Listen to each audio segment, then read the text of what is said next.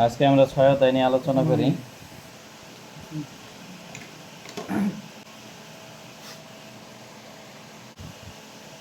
আচ্ছা, প্রথমত আমরা কিছু সেকশন নিয়ে আলোচনা করব। এর আগে বর্গকেন্দ্র কি এটা জানবো। বর্গকেন্দ্র হলো যে বস্তুর এমন একটা কেন্দ্র যেটা দিয়ে কি যে কোনো বলের ক্রিয়া বা প্রতিক্রিয়া পাস হয়, ঠিক আছে, বা অতিক্রান্ত হয়। এখন প্রথমত আয়তক্ষেত্র নিয়ে আলোচনা করব। বসা। তাহলে আয়তক্ষেত্রের ভূমিকে বি ধরব এবং গভীরতাকে ডি ধরব। তাহলে ভূমি বি, গভীরতা কি ডি। তাহলে এই ক্ষেত্রে প্রথমে আমরা ক্ষেত্রফল নিব।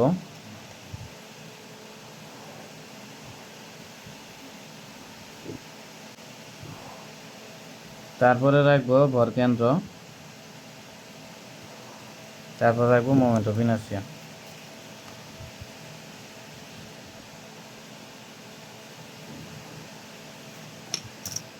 তাহলে প্রথমে হলো চিত্র বা সেকশন, তারপরে হলো ক্ষেত্রফল। ক্ষেত্রফলকে এ দ্বারা প্রকাশ করা হয়, এরিয়া। তারপরে হলো ভরকেন্দ্র। ভরকেন্দ্রে দুইটা স্থানাঙ্ক থাকে, একটা হলো এক্স আর একটা কি ওয়াই।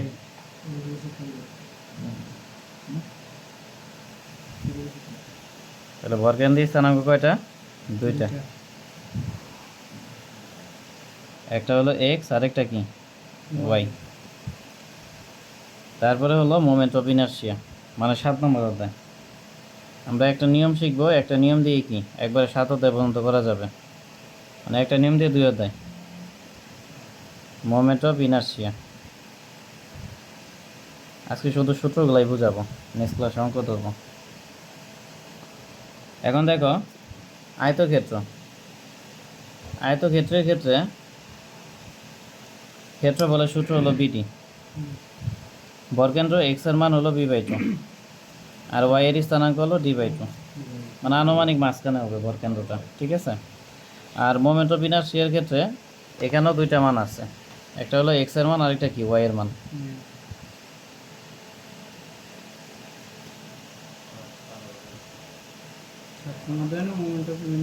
হ্যাঁ, একটা হলো আই এক্স এক্স আর একটা কি আই ওয়াই ওয়াই। তাহলে আই এক্স এক্স এর মান হবে BD3/12 আর আই ওয়াই এর মান হবে DB3/12, মানে উল্টে যাবে আর কি, ঠিক আছে। এরপরে দেখবো ত্রিভুজ আকার সেকশন বা ত্রিভুজ।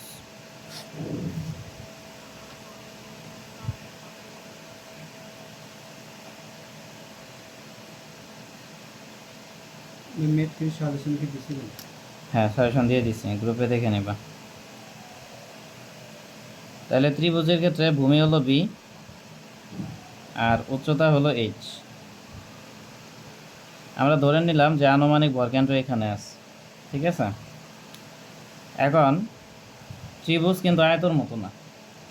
আয়ত আমরা বাম দিক থেকে ডানে যাই বা ডানে থেকে বামে আসি, বিষয় একটাই, কারণ এখানে আকৃতি সেম।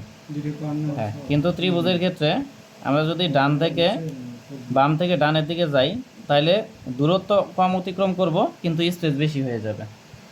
কিন্তু আমরা যদি ডান থেকে বামে যাই দূরত্ব বেশি অতিক্রম করব, বাট একই পরিমাণ স্পেস কভার করতে কি এখানে বেশি দূরত্ব অতিক্রম করতে হবে। তাহলে ভরকেন্দ্রের সূত্র হলো 1/3 বি 2/3 বি। আর উচ্চতার ক্ষেত্রে সূত্র হলো এখানে আসবো, তাহলে 1/3 এইচ 2/3 এইচ, মানে এটা হলো লম্বের পাদবিন্দু। লম্বের পাদবিন্দু থেকে যদি আমরা চিকন অংশের দিকে যাই তাহলে হবে 1/3 বি, আর চিকন অংশ থেকে যদি আমরা লম্বের পাদবিন্দুর দিকে যাই বা বর্গকেন্দ্রের দিকে যাই তাহলে সূত্র হবে 2/3 বি। এটা হলো এক্স এর মান, ঠিক আছে, যেহেতু ভূমি মানে কি এক্স এর মান। আবার আমরা যদি লম্বের পাদবিন্দু থেকে বর্গকেন্দ্রের দিকে যাই বা চিকনের দিকে যাই তাহলে এই ক্ষেত্রে 1/3 এইচ হবে, আর চিকন থেকে যদি বর্গকেন্দ্রের দিকে যাই তাহলে কি 2/3 এইচ হবে। ঠিক আছে, মানে এখান থেকে এই পর্যন্ত কম দূরত্ব অতিক্রম করতে হবে, কিন্তু স্পেসের পরিমাণ কি বেশি হবে। আর এই একই পরিমাণ স্পেসকে কাভার করতে গেলে এখান থেকে এই পর্যন্ত কি বেশি দূরত্ব অতিক্রম করতে হবে, যেহেতু এখানে চিকন বা এটার স্পেসের পরিমাণ কি কম, মানে ক্ষেত্রফলের পরিমাণ কম আর কি। ঠিক আছে, তাহলে ত্রিভুজের ক্ষেত্রে ক্ষেত্রফলের সূত্র হলো হাফ বিএইচ। ভরকেন্দ্রের সূত্র তাহলে কি দুইটা আসবে, এক্স এর মান দুইটা হবে, একটা হলো 1/3 বি অথবা কি 2/3 বি। যেদিক থেকে মানে যেদিক থেকে আসছে হ্যাঁ, হিসেবে ওই হিসাবে। ঠিক আছে, আর উচ্চ এইচ এর ক্ষেত্রে বা ওয়াই এর যে স্থানাঙ্ক আছে এটার ক্ষেত্রে হবে 1/3 অথবা 2/3। তাহলে আশা করি বুঝতে পারছো। তারপরে moment of inertia, I x x এর মান হলো বি এস কিউব বাই 36, আর আই ওয়াই এর মান হলো এস বি কিউব বাই 36। তাহলে এখানে কোনো প্রশ্ন আছে কি না? প্রশ্ন আছে? এটা 7 নম্বর অধ্যায়ের। আপাতত আমরা সূত্রগুলো শুধু মুখস্থ রাখবো। মনে রাখবা যে 7 নম্বর অধ্যায় এবং 6 নম্বর অধ্যায় সূত্র ছাড়া আর কিছুই না। মানে এখন যে বেসিকগুলো বুঝাইতেছে এগুলো যদি মুখস্থ করো, অঙ্ক পানিবাদ, অঙ্ক কিছুই না। এরপর হলো বৃত্ত। তাহলে বৃত্তের ক্ষেত্রে এখান থেকে এই পর্যন্ত কি ব্যাস, আমরা যদি এই দিক থেকে যাই তাও ব্যাস, আবার এই দিক থেকে যদি এখানে আসি তাও কি ব্যাস। তাহলে এই ক্ষেত্রে ক্ষেত্রফলের সূত্র কি পাই/4 ডি স্কয়ার। ভরকেন্দ্রের সূত্র কি? ভরকেন্দ্রের সূত্র হবে এক্স এর মান d/2, ওয়াই এর মান d/2। তারপরে মোমেন্ট অফ ইনার্শিয়া, এটার ক্ষেত্রে সূত্র হবে পাই/64 d⁴। এটার ক্ষেত্রে কি হবে পাই/64 d⁴, কারণ দুই দিক থেকে তো সেমই, ব্যাসার্ধ সেম। এরপরে অর্ধবৃত্ত নিয়ে আলোচনা করব।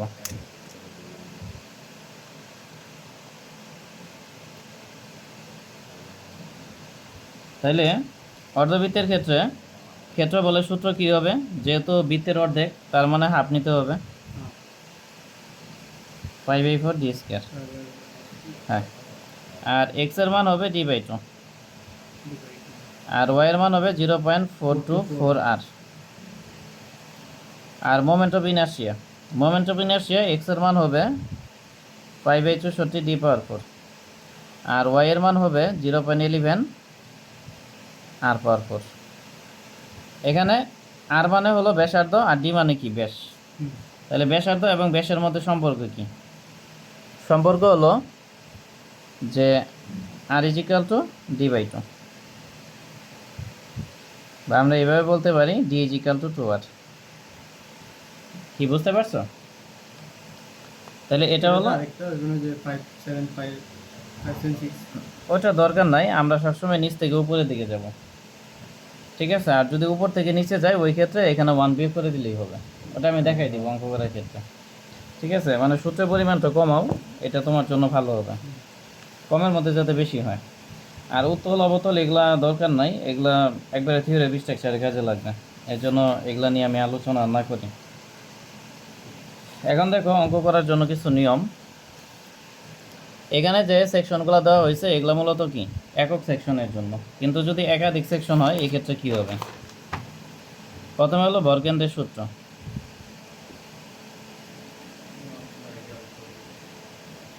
একাধিক সেকশনের জন্য,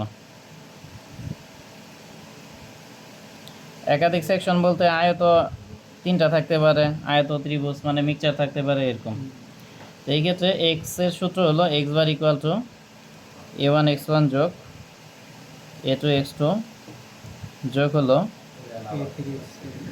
a3 x3, এভাবে চলতেই থাকবে যতগুলো আছে an xn, divided by a1 plus a2 plus a3 plus কি চলতেই আছে an পর্যন্ত। তাহলে এখানে কোনো প্রশ্ন আছে কি না? থাকলে বলতে পারো। আর ওয়াই বারের সূত্র কী হবে? বলছে যে ভরকেন্দ্রের স্থানাঙ্ক দুইটা, একটা হলো এক্স বার আর একটা ওয়াই বার ধরলাম। তাহলে এই ক্ষেত্রে সূত্র হবে a1 y1 যোগ a2 y2 যোগ a3y3 যোগ চলতেই আছে plus an yn divided by a1 plus a2 plus a3 plus হলো an পর্যন্ত। তাহলে আশা করি বুঝতে পারছো। আমি একবারে ডাইরেক্ট মোমেন্ট অফ ইনার্শিয়া করাই দিব। মোমেন্ট অফ ইনার্শিয়া যদি করাই তাহলে ভরকেন্দ্র মোমেন্ট অফ ইনার্শিয়া একসাথে হয়ে যাবে, ঠিক আছে? এই জন্য আজকে শুধু সূত্রগুলো দিচ্ছি। এরপর হলো মোমেন্ট অফ ইনার্শিয়া।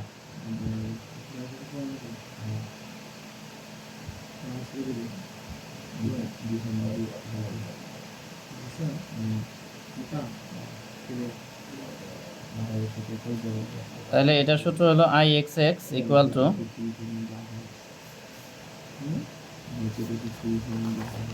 এখানে যে সূত্রগুলো দিচ্ছে এখানে আই এক্স এক্স না দিয়ে আই এক্স দিলাম আর এটাকে আই ওয়াই দিলাম, ঠিক আছে? আই ওয়াই হিসেবে চিহ্নিত করলাম। তাহলে একাধিক সেকশনের জন্য হবে আই এক্স ওয়ান যোগ হলো a one y bar minus y one whole square. দেখো এটা আগে, তাহলে এটা হলো 1 নম্বর সেকশনের জন্য। একইভাবে যদি 2 নম্বর সেকশন রিপিট করো তাহলে কি হবে আই এক্স টু যোগ হলো a two y bar minus y two whole square. এভাবে কি চলতেই থাকবে। তাহলে আই এক্স এন প্লাস হলো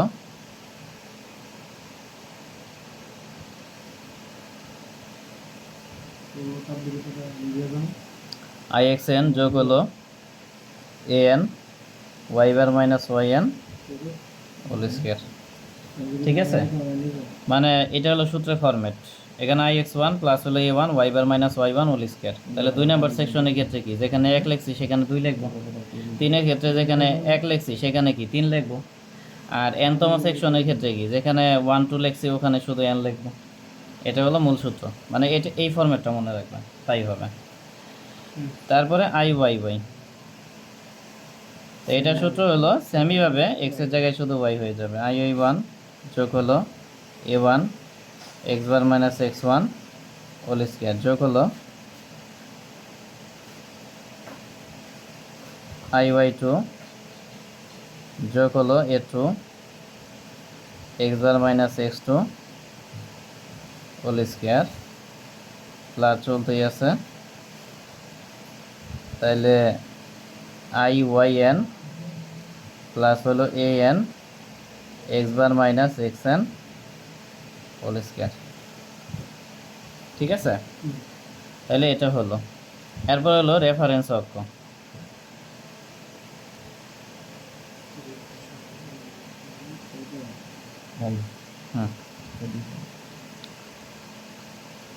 যে অক্ষের সাপেক্ষে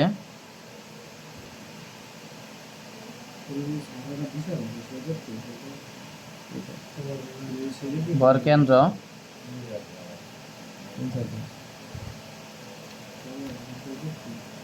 এক্স ওয়াই এর মান নির্ণয় করা হয়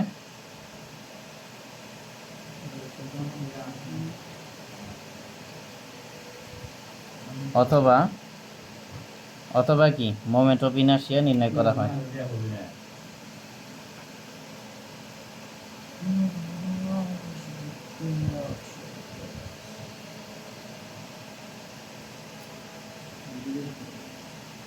তাহলে মনে থাকবে যে অক্ষের সাপেক্ষে ভরকেন্দ্র বা মোমেন্ট অফ ইনার্শিয়া হিসাব করা হয়, মানে এই অঙ্কের ক্ষেত্রে এটা রেফারেন্স অক্ষ। এখন রেফারেন্স অক্ষ 2 দিক থেকে নিতে হবে। 2 দিক থেকে নেওয়ার নিয়ম, ধরো এইভাবে একটা ত্রিভুজ আছে, এখানে ধরো আবার আয়ত নিলাম,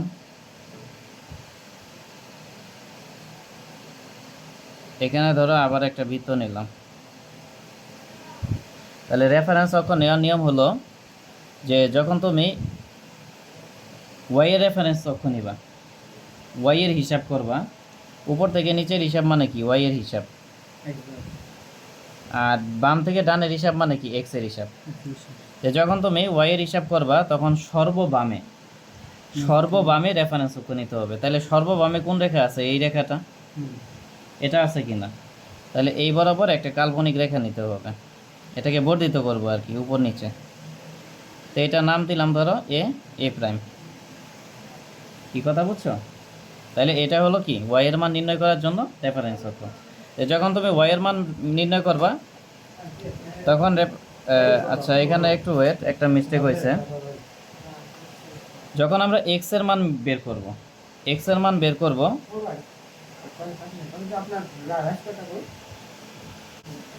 যখন আমরা এক্স এর মান বের করব তখন রেফারেন্স অক্ষ হবে ওয়াই বরাবর। আর যখন আমরা ওয়াই এর মান বের করব তখন রেফারেন্স অক্ষ হবে কি এক্স বরাবর। এটা মনে রাখতে হবে। তাহলে এক্স এর হিসাব যদি করি রেফারেন্স অক্ষটা সর্ববামে নিতে হবে অথবা সর্বডানে। তাই আমরা সর্ববামে থেকে হিসাব করব। এখন সর্ববামে কোন রেখাটা আছে? অবশ্যই এই রেখাটা আছে, এটা বাদে তার কোনো রেখা নেই। এই জন্য এই রেখাটাকে উপরের দিকে বর্ধিত করব, নিচের দিকে বর্ধিত করব, এটা হলো রুলস। এবং এটার নাম দিলাম এ প্রাইম। তাহলে এটা এক্স এর হিসাবের জন্য। আবার যখন আমরা ওয়াই এর হিসাব করব ওই ক্ষেত্রে এক্স বরাবর রেফারেন্স অক্ষ নিতে হবে। তাহলে এক্স বরাবর নেওয়ার জন্য হয় সর্ব উপরে নিব, হয়তো বা কি সর্বনিচে নিব। তাহলে সর্বনিচেই আমরা নিব, ঠিক আছে? সর্বনিচে কি এই রেখাটা আছে, তাহলে এটাকে দুই দিকে বর্ধিত করব। তাহলে এটার নাম দিলাম বিবি প্রাইম। তাহলে প্রত্যেকটা অঙ্কের ক্ষেত্রে এইভাবে রেফারেন্স অক্ষ নিয়ে কী করতে হবে, হিসাব করতে হবে। তাহলে এখানে কোনো প্রশ্ন আছে কি না, থাকলে বলতে পারো। আচ্ছা যদি প্রশ্ন মানে হলো x এর হ্যাঁ, যদি ওয়াই এর মান নির্ণয় করো বা নির্ণয় করতে চাও তাহলে এক্স বরাবর রেফারেন্স অক্ষ নিতে হবে, মানে সর্বনিচ থেকে নিতে হবে। আর যদি এক্স এর মান বের করো তাহলে ওয়াই বরাবর সর্ববাম থেকে রেফারেন্স অক্ষ নিতে হবে, মানে সর্ববামে যে রেখাটা থাকবে এটাকে উপর নিচে বর্ধিত করবা। এটা এক্স এর এই ওয়াই এর ক্ষেত্রে। আর যখন এক্স এর হিসাব করবা তখন আচ্ছা এখানে বিষয় হলো যখন তুমি এক্স এর হিসাব করবা, এক্স এর হিসাব মানে এদিকে হিসাব করবা তখন সর্ববাম থেকে যে রেখা থাকবে এটাকে উপর নিচে বর্ধিত করবা, ঠিক আছে? এইটা। আর যখন ওয়াই এর হিসাব করবা তখন সর্বনিম্নে যে রেখাটা থাকবে এটাকে দুই দিকে বর্ধিত করবা, করে এভাবে রেফারেন্স লাইন নিবা। রেফারেন্স লাইন ছাড়া অঙ্ক করা পসিবল না, বইয়ে যদিও নেই নাই, বাট এইভাবে অঙ্ক করাটা উচিত না। এইভাবে অঙ্ক করলে পরীক্ষায় মার্ক কাটতে পারে, ঠিক আছে? যেমন এই যে এখানে যে চিত্রটা আছে সর্ববামে কি এই রেখাটা আছে, তাহলে এটাকে আমরা দুই দিকে কি বর্ধিত করব, উপর নিচে বর্ধিত করব, করে এটার একটা নাম দিলাম এ প্রাইম। আবার সর্বনিচে কি এই রেখাটা আছে এটাকে দুই দিকে বর্ধিত করে এটার নাম দিলাম বিবি প্রাইম। কি বুঝতে পারছো? এইভাবে আর কি রেফারেন্স দেবো। এটার যদি হিসাব করো তাহলে এটাকে কি সর্ববামে এই রেখাটা আছে এটার উপর নিচে বর্ধিত করব, আর সর্বনিচে এই রেখাটা আছে তাহলে এটার আমরা কি করব উপরে এবং নিচে বর্ধিত করব। কি বুঝতে পারছো বিষয়টা? তারপরে দেখো যেমন এই যে রকেট আছে, রকেটের ক্ষেত্রে কি করব সর্ববামে কিন্তু এই যে এতটুকু আছে, তাহলে এটাকে কি করব উপর নিচে বর্ধিত করব। আর সর্বনিম্নে এই রেখাটা আছে এটার আমরা কি করব উপর নিচে বর্ধিত করব। যদি এই কাজটা কেউ করতে পারে তাহলে তার জন্য অঙ্ক কঠিন কিছু না। তারপরে হ্যাঁ জেড সেকশন যেটা আছে এটা সর্ববামে এই রেখাটা আছে, তাহলে এটারে কি করবা উপর নিচে বর্ধিত করবা এইভাবে। যদি রেফারেন্স অক্ষ সারা করি তাহলে অঙ্ক হবে না, মার্ক কাটবে পরীক্ষায়। তারপরে সর্বনিম্ন এই রেখা আছে এটারে আমরা উভয় দিকে বর্ধিত করব উপর নিচে। এটা নাম দিলাম ধরো এ প্রাইম আর এটা নাম দিলাম বিবি প্রাইম। বুঝছো কি না? এখানে প্রশ্ন থাকলে বলতে পারো। মানে এই রেফারেন্স ছাড়া অঙ্ক করাই যাবে না, কারণ অঙ্কটা আমরা করছি কার সাপেক্ষে করছি। এখানে সাপেক্ষতা যদি না থাকে তাহলে অঙ্ক হবে না। নিচে এখানে বলছে এবি রেখা কি সূত্র রেখা ধরে, হ্যাঁ এবি রেখা কোথায় নিছে তারাই ভালো জানে কোথায় নিছে। যাই হোক আমি যেভাবে করে দিচ্ছি আমার নিয়মে করবা। তারা করছে কি এই সেকশনে ডালাই করে মানে সবগুলো আলাদা আলাদা সেকশনে না সেটা তো অবশ্যই, কিন্তু তোমার যেটাই করো বরকেন্দ্র নির্ণয় করো মোমেন্ট অফ ইনার্সি নির্ণয় করো, তোমার ফার্স্ট কাজ হলো রেফারেন্স অঙ্ক ধরতে হবে। এটা যদি না ধরো তাহলে অঙ্ক হবে না বা অঙ্ক করতে পারবে না। আর এই রেফারেন্স যদি কেউ ধরতে পারে তাহলে তার জন্য অঙ্ক পানির মতো সহজ। আর এটা ধরাটা তেমন কঠিন কিছু না। সবার বামে যে রেখা বা বিন্দু থাকবে এটাকে উপর নিচে বর্ধিত করব, হ্যাঁ। আর সবার নিচে যে রেখা থাকবে এটারও কি দুই দিকে বর্ধিত করব, করে আমরা রেফারেন্স লাইন নেব। সব ক্ষেত্রে একই বিষয়।